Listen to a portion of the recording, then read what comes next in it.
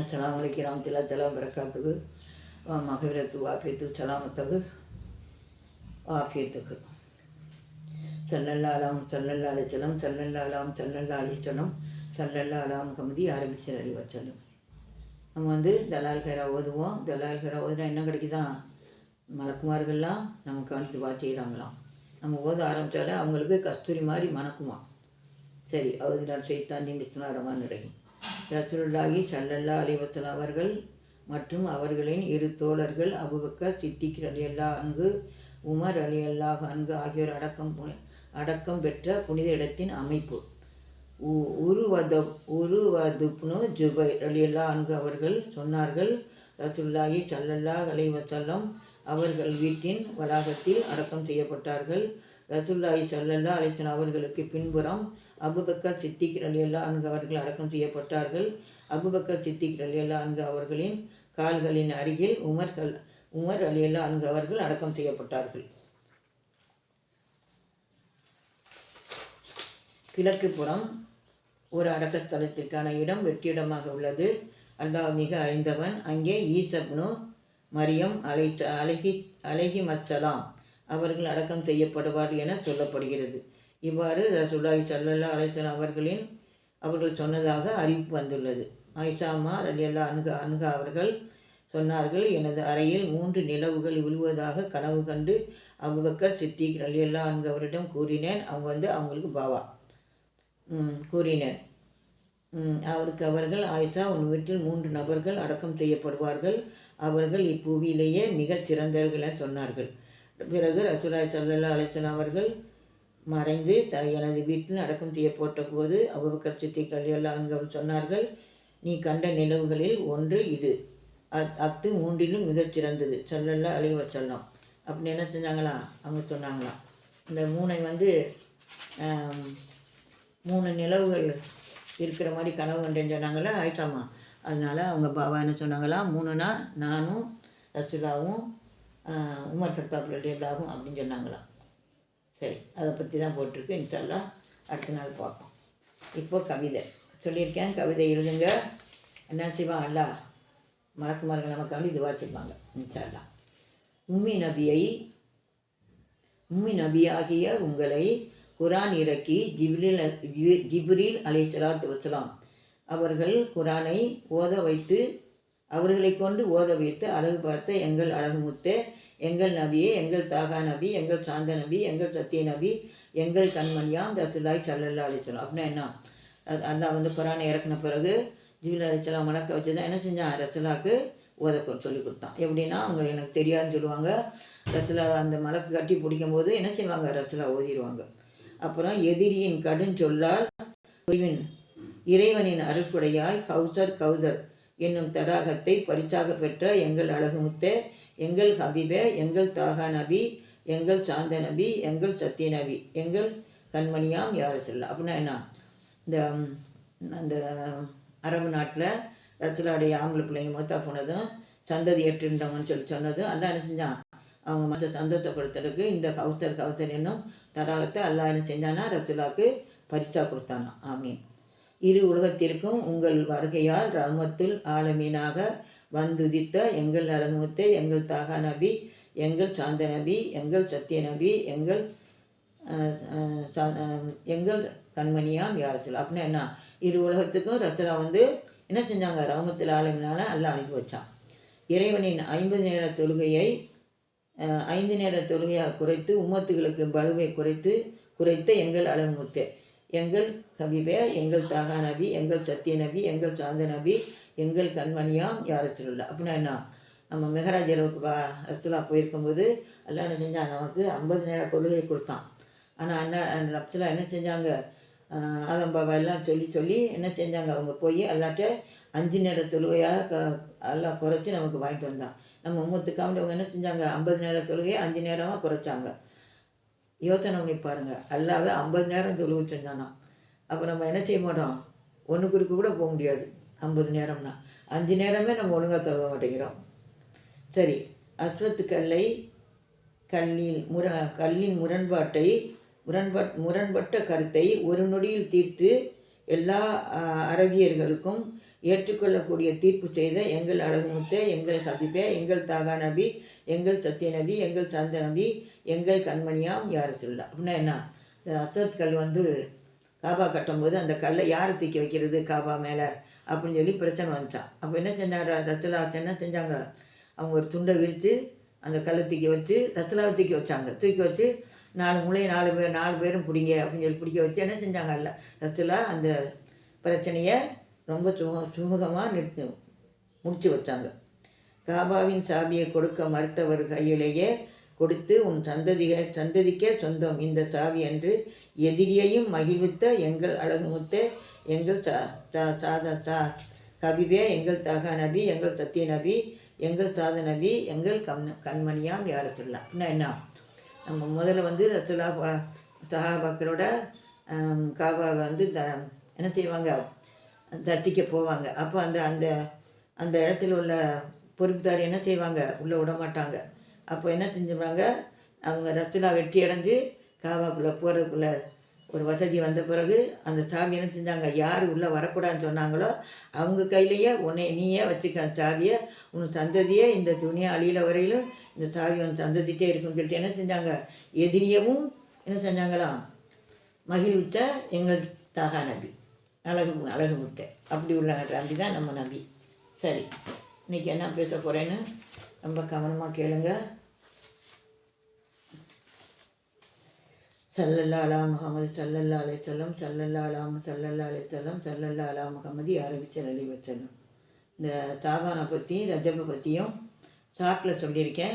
ஷார்ட்டில் போட்டு கேட்டுக்குங்க என்ன செய்யணும்னு. இந்த மாதம் பூரா என்ன செய்யணும்னு ஷார்ட்டில் பேசிட்டேன். அதனால் நீங்கள் போட்டு கேட்டுங்க. அதுதான் முந்தி வரும். இது வெள்ளிக்கிழமை தான் வரும் இன்ஷா அல்லாஹ். சரி, நன்மை இரு நன்மையை தருகிறேன் என்று அல்லாஹ் சொல்கிறான். அப்படின்னா என்ன, நான் சொன்னேன் போன வாரம், நம்ம யாருக்காவது சதக்கா செஞ்சோம்னா நம்ம தாய் பிள்ளைகளுக்கு உதவி செய்கிற சதக்கானா அது வேறு மாதிரி உதவி, மற்றவங்களுக்கு கொடுக்காம நம்ம தாய் பிள்ளைகளுக்கு கொடுத்தோம்னா அந்த நன்மை உறவுக்கு கொடுத்த ஒரு நன்மையும் சதக்கா நன்மையும் அல்லாஹ் தருவானா. சரி, பிறகு நாம் அவர்களுக்கு ஏதாவது ஒரு உதவி வளமையாக கொடுத்து வரும்போது அவர்கள் அறிந்தோ அறியாமலோ தவறுகள் செய்தாலும் சண்டை போட்டு விட்டாலும் நாம் செய்த உதவியை நிறுத்தி விடக்கூடாது என்கிறான் அல்லாஹ். அப்படின்னா என்ன, இப்போ நம்மளால் ஒரு குடும்பம் அந்த நம்ம சொந்தக்கார குடும்பம் சாப்பிடுது, உதவி பெறுது, அல்லது மாதம் நம்ம என்னமோ அனுப்புகிறோம், அல்லது நம்ம துணிமணி எடுத்து கொடுக்குறோம், ஏதோ ஒன்று சாப்பாடு கொடுக்குறோம், அப்படின்னு நம்ம உதவியில் அவங்க இருந்தாங்கன்னா ஏதோ மனுஷன் தான் அவங்களும் ஏதாவது ஒரு பிரச்சனை சண்டை வந்துடும். சண்டை வந்துட்டுங்கிறக்காண்டி என்ன செய்யக்கூடாது, நம்மளோட உதவியை நிறுத்திடக்கூடாது. ஏன்னா அது சொன்னால் ரொம்ப நேரம் ஆயிரும். ரசூலா காலத்தில் ஆயிஷாமா பாவா வந்து இப்போ எனக்குன்னு வைங்க, எனக்கு வந்து ஒரு உதவி செஞ்சுட்டு வருவாங்க, மாதம் எனக்கு ஒரு உதவி செய்வாங்க. ஆனால் நானே என்ன செஞ்சுட்டேன், ஆயிஷாமாவை ஒரு மாதிரி அசிங்கமான ஒரு அவதூறை சொல்லி பரப்பி விட்டுருவேன். அப்போ என்ன செஞ்சிடுவாங்க, அவங்க ஆயிஷா பாவா எனக்கு கொடுக்குறத நிறுத்துவாங்க. அப்போ அல்லாஹ் என்ன செய்வான், நீங்கள் நிறுத்தக்கூடாது, அந்த அம்மாவுக்கு கொடுங்க அப்படின்னு சொல்லி அல்லாஹ் கொடுக்க வைப்பான். அதனால் என்ன சொல்கிறான் அல்லாஹ்னா, ஒரு உறவுக்கு நம்ம உதவி செய்யும்போது அவங்க தப்பு செஞ்சாலும் அந்த உதவியை நிறுத்திடாதீங்கன்னு அல்லாஹ் சொல்கிறான். வாசலில் யார் வந்து கேட்டாலும் இல்லை என்று சொல்லாதீர்கள். வந்தவர் வந்து ஒரு குதிரை மேலே வந்து நின்றாலும் என்ன செய்யணும், நம்ம கொடுக்கணும். ஏன் அப்படி சொல்கிறான்னா, நம்ம கை மேலே இருக்கணும். அவன் குதிரையில் வந்தாலும் ஒட்டகத்தில் வந்தாலும் யானையில் வந்தாலும் அவங்க என்ன செய்யுது, கீழே இருக்குது. அதனால் எப்போவுமே ஓங்கை மேலே இருக்குதுன்னு எல்லாம் சொல்கிறான். அதனால் நம்ம என்ன செய்யக்கூடாது, யாருக்கும் இல்லைன்னு சொல்லக்கூடாது. அப்புறம் நான் முன்னால் பேசியதை ஒவ்வொன்றாக கேளுங்கள், வீடியோவை இன்ஷா அல்லாஹ் பாருங்கள். நோன்புக்கு உள்ள விதிகளை எல்லாம் சொல்லியிருக்கிறேன். நோன்பு பிடித்து தப்பு செய்து நோன்பின் நன்மையை வீணாக்கி விடாது. நான் சொன்னேன் இதெல்லாம் ரொம்ப நாளைக்கு முந்தி எழுதினது. அப்போ என்ன சொல்கிறேன்னா, நான் நோன்பு விதியெல்லாம் முதல்ல நான் தான் சொல்கிறேன். கொரோனாக்கு முந்தியில் 2 வருஷமாக பேசுகிறேன். அதெல்லாம் போட்டு எப்படி நோன்பு வைக்கணும். ஏன் அப்படின்னா, இப்போ வந்து நோன்பு வரப்போகுது. நம்ம என்ன செய்யணும், தப்பு செஞ்சிடாமல் நம்ம நோன்பு எல்லாம் ஏந்துக்கிற மாதிரி நம்ம நோன்பு வைக்கணும். ரொம்ப பேர் தப்பு செய்கிறோம். என்ன தப்புன்னு அது சொன்னால் நேரம் ஆகிடும். அதனால தான் என் வீடியோ பாருங்கன்னு சொல்கிறேன். சரி, அப்புறம் வந்து நோன்பாளிகளுக்கு ஒரு நோன்பு எதுவுமே இல்லை என்றாலும் ஒரு பேரிச்சம்பளமாவது கொடுத்து நன்மையை அடைந்து கொள்ளுங்கள். அப்புறம் குழந்தைகளை உங்களுடன் நிறுத்தி நிதானமாக தொழுக சொல்லிக் கொடுங்க. அப்படின்னா என்ன, ஞாயிற்றுக்கிழமை சனிக்கிழமை வீட்டில் இருப்பாங்க குழந்தைங்க. நீங்கள் தொழுகும்போது அதுகளே என்ன செய்யணும், ஓதி செய்ய சொல்லி முகம்லாம் தொடச்சி விட்டுட்டு நீங்கள் சத்தமாக ஓதி அதுகளையும் ஓதி சொல்லி கொடுத்தீங்கன்னா அது ஓதிக்கிருங்க. நான் என் என் பிள்ளை என்னை வச்சிருக்காள பாத்திமாவுடைய மகன் நசிமாவுடைய மகனுக்கு 4 வயசு தான். அவன் இப்போ அவனேவே தொழுவான். நான் வீடியோவில் போட்டேன், ஆனால் ரொம்ப பேர் அதை பார்க்கல. அவனே தொழுவான். இன்ஷா அப்படி பழக்குங்க. சரி, அப்புறம் இன்னும் ஒரு விஷயம். நமக்கு சுத்தமில்லாத போய்விட்டால் அப்புறம் நான் நம்பர் சொல்லிக்கிறேன். ரொம்ப பேர் நம்பர் கேட்பாங்க. 399 போடுங்க, 44 0 11 87. 9939 போடுங்க, 44 0 11 87. சரி, அப்புறம் வந்து நம்ம சுத்தம்னா போனால் ஒருவருக்கு இப்போ எனக்கு 3 நாள், உனக்கு 7 நாள், உனக்கு 4 நாள், இப்படி யாருக்கு நான் ஒவ்வொரு போவேன். அவங்கவுங்களுக்கு எல்லாம் ஒரு கணக்கு வச்சுருப்பான். இப்போ எனக்கு 3 நாள் வரணும்னா 3 நாள் என்ன செய்யணும், 4ஆம் நாள் குளிச்சுட்டு அவன் தொழுதுடணும். நான் 7 நாள் வரைக்கும் தான் நான் குளிக்காமல் தொழுவேன், 7 நாளுக்கு பிறகு தான் தொழுக சொல்கிறாங்க அப்படின்னு சொல்லி யார் சொன்னான்னு கேட்டால் நீங்கள் தான் பாவி ஆயிடுவீங்க. எல்லாம் என்ன சொல்கிறாங்க, தொழுகை வீணாக்கினவள் என்ன செய்வான், பாவி ஆயிடுவான்னு சொல்கிறாங்கல்ல. அதனால் அதை ஞாபகம் வச்சுக்கிறோங்க.